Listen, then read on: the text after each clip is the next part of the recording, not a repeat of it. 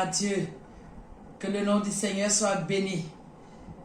Nous allons méditer encore ce matin dans le livre de 1 Samuel, le chapitre 26, à partir du verset 8 au verset 11. 1 Samuel 26, 8 à 11. Abishai dit à David, « Dieu livre aujourd'hui ton ennemi entre tes mains. Laisse-moi, je te prie, le frapper de ma lance et le clouer en terre d'un seul coup, pour que je n'ai pas à y revenir. » Mais David dit à Abishai, « Ne le détruis pas, car qui pourrait impunément porter la main si loin de l'Éternel? » Et David dit, « L'Éternel est vivant, c'est à l'Éternel seul à le frapper, soit que son jour vienne et qu'il meure, soit qu'il descende sur un champ de bataille et qu'il y périsse. Loin de moi, par l'Éternel, de porter la main sur loin de l'Éternel. Prends seulement la lance qui est à son chevet avec la cruche d'eau et allons-nous-en. Ne le détruis pas. Voilà le thème de notre méditation. Ne le détruis pas. Cette histoire nous montre la grandeur d'âme de David. Que le Seigneur nous donne le cœur de David. Et personnellement, quand je lis cette histoire et j'arrive là, je dis, Seigneur, donne-moi le cœur de David. Que s'est-il passé? De quoi est-il question ici? C'était au moment où Saül poursuivait David. Et David est arrivé sur le territoire des gens des Éphiens. Et ces hommes sont allés raconter à Saül en disant, Saül, nous connaissons où se cache David, il est sur notre territoire. Donc les Éphiens allèrent auprès de Saül à Gibéa et dit, David n'est-il pas caché sur la colline de Aquila en face du désert? Et quand Saül a appris ceci, il a armé 3000 personnes à la poursuite de David. Et ils sont arrivés dans le désert où se trouvait David et ces gens. Ils se sont endormis parce qu'il faisait nuit.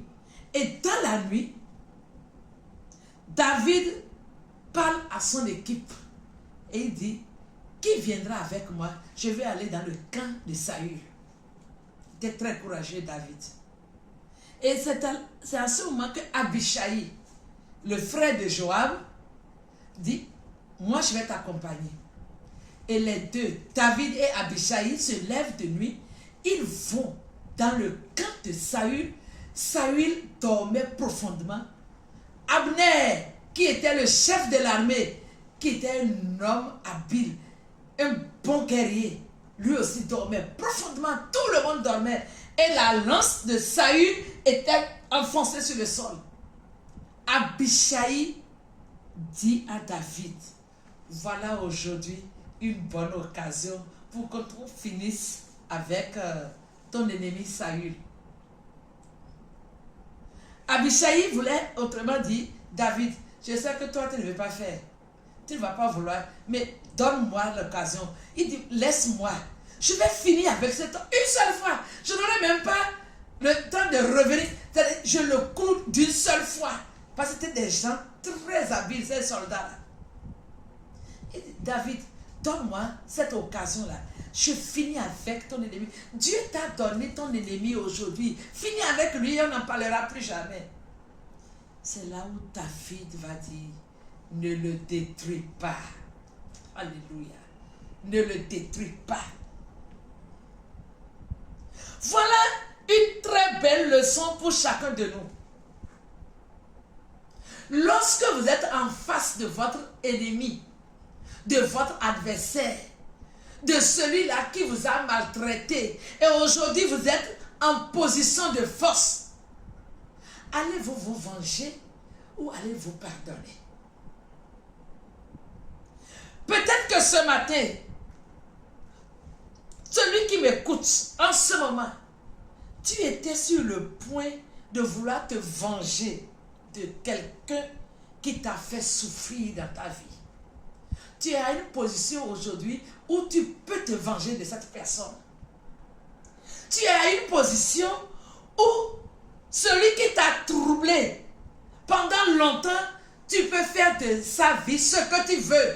Il est à ta portée actuellement. Le Seigneur te dit ce matin, non, ne le détruis pas. Laisse tomber. Laisse-le aller.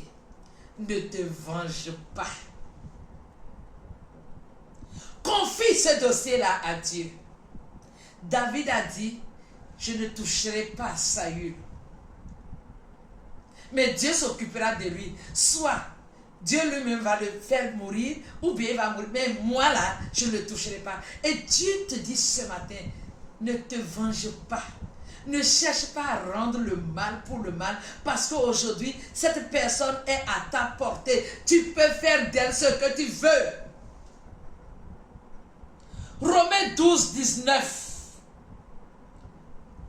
nous dit ceci. À moi la vengeance. Ne te venge pas. Laisse à Dieu la vengeance. Et c'est ce que le Seigneur te dit. Laisse à Dieu la vengeance. L'Éternel dit c'est à moi la vengeance. Et pourquoi devons-nous renoncer à la vengeance? Je vais citer rapidement 3 raisons pour lesquelles nous devons renoncer à la vengeance. Lorsque nous renonçons à la vengeance, cela brise le cycle de la vengeance. Le pardon brise le cycle de la vengeance et peut conduire à la réconciliation.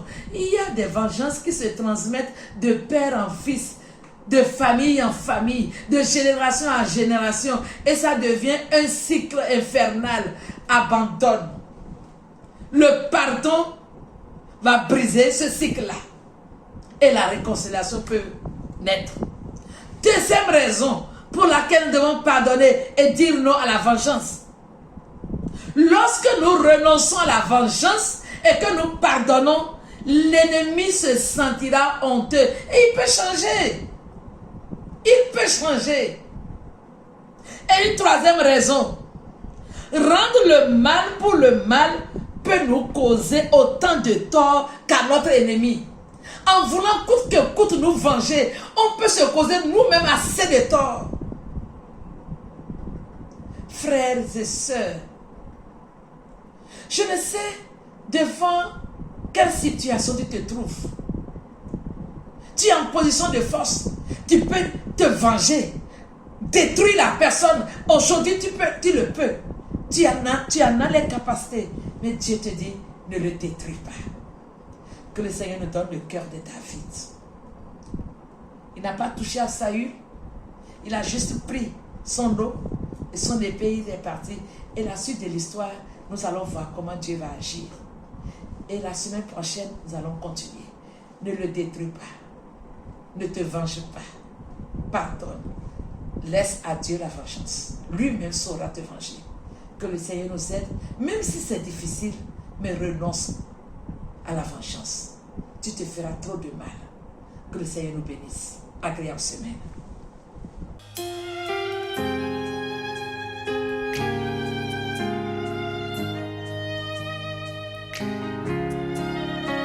This song says, you will never ever change. You are the Lord and you remain the same. How many of you believe that with me tonight? Whatever He has said about your life must come to